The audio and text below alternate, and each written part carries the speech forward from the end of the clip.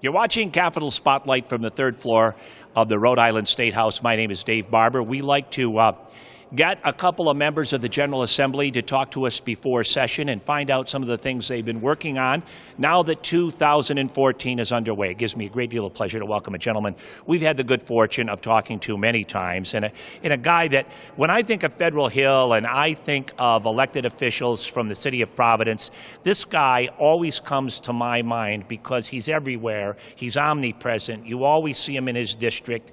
He is born and raised in that community that he now serves, and it gives me a great deal of pleasure to welcome back the Honorable State Representative John Lombardi. Representative, it's great to see you, and Happy New Year. Happy New Year, Dave, and thank you. I just wish I was omniscient also. Well, listen. Besides being omnipresent, I wish I was omniscient. Well, listen, it surprises me that you're not, because you are a guy that is really embedded in that community. It's been a part of your entire life. And I've told you this before, if there was ever a guy in public service that was built and designed to be in public service, it's you, because you really seem, as well as your brother in the Senate, you guys both seem to really enjoy people. Well, we do. You know, we had a challenged childhood. We lost our parents very young, and I've been in that neighborhood for 61 years, and we believe in giving back. So that's what our medal's all about. Well, listen, I know you've already been busy working on some legislation now that the new session is underway. You have a bill that would prohibit organizations from charging a surcharge to customers who use credit cards. How did this come about, and how will the legislation work? Well, the way the legislation would work was they were like charging interest on top of the interest, and I actually saw something on 60 Minutes that talked about this. Other states have adopted it. This is certainly a consumer protection bill, and it's basically takes away from double dipping on the part of those organizations and companies upon the poor people and the taxpayers of the United States. What about this practice that I see happening a lot as I travel around the state and in other states as well? You'll go into a retail outlet. I see this a lot at restaurants, and they'll say, you must have a minimum charge of $20 to use a Visa or MasterCard. What do you make of that? Well, I think, again, because of the fees that go along with that, we have that in our law practice, but usually there's a couple of percentage point fees that we have to assess on top of that to make that payment in full. But, in some cases, just not fair. This was going to be a interest on top of the interest, or tax on top of the tax. That's basically what it is, and we want to prohibit that from happening. I know, too. This is a very interesting bit of legislation you've been working on. It deals with lobbyists. Mm-hmm. Now, I'm sure your colleagues' ears all perked up when they heard about this, because you have legislation that you'd like to see enacted that would prohibit lobbyists from making contributions to people like yourself and your colleagues between January 1st and July 1st.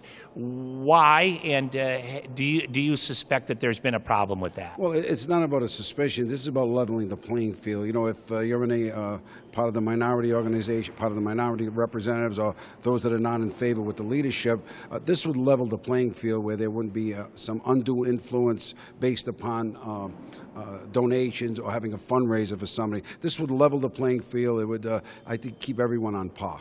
Well, and again, talking about people that serve in the Assembly, you also would like to see term limits enacted. How so, and what would be the term limits if your legislation should be successful? Sure. This is based on what we did in Providence. Providence was, you could run an unlimited number of terms. This would raise the number of years served to 4 years and a maximum of 3 terms. This would really change the dynamics, change the thinking, change the leadership. It would begin probably in either 2016 or 2018. So, and the interesting thing about this legislation, the most resistance that I've received, Dave, on this are those legislators that have been serving 16, 20, 25 years. There's a finite number of years you should be allowed to sit in these seats. We need new ideas, certainly a little youth in there, and people who understand the changing dynamics in the state.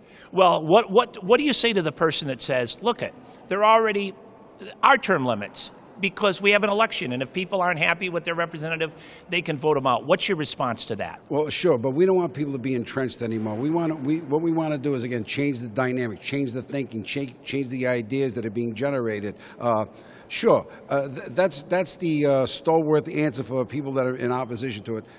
That's certainly one of the arguments opposed to it, but People are screaming for this. As I campaign door to door, and I walk my neighborhood 4 times, that's what I heard. This is what they wanted. It's working successfully in other cities and towns. It's worked successful in Providence. I was one of the architects of that. I think we can do it on the state level. Representative Lombardi, you've always been generous with your time with us. It's always great talking with you.